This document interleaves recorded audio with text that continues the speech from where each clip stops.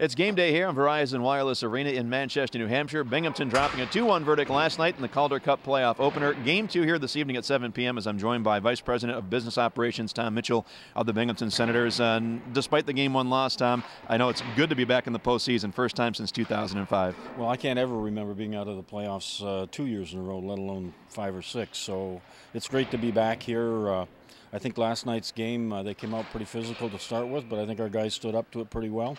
And with a little break here or there last night could have been our game too. So we just have to make sure we get it done tonight. Not only the VP of Business Operations, but he can give you the hockey breakdown as well. On the business side, Tom, obviously game number 3 coming up, and Binghamton will have the middle 3 games of this series coming up on home ice. And talk about the importance from the money side of it with a minor league hockey club and missing the postseason for 5 years, and that causes quite a dent in the team's operating status.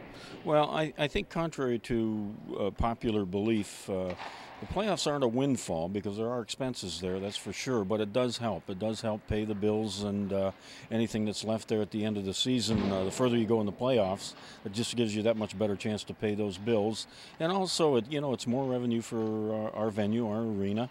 It's extra games for them, extra revenue for the concessionaire and the people who work part-time in the arena, of which there's lots.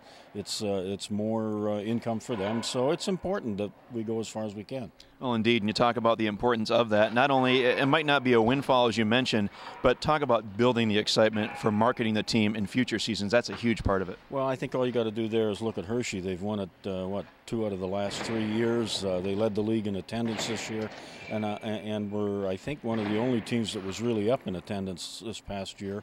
So you can see what winning does there. And, I mean, it's human nature. People want to support a winner. They want to belong to a winner, and the owners do, the fans do, everybody does. So it just perpetuates the whole environment that we're trying to create all the time. Winning just makes it easier.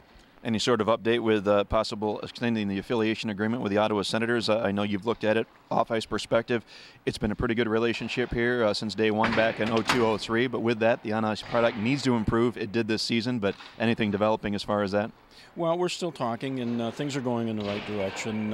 It's not like it has to be done tomorrow. So we're taking our time, and we're trying to look at all the aspects of it.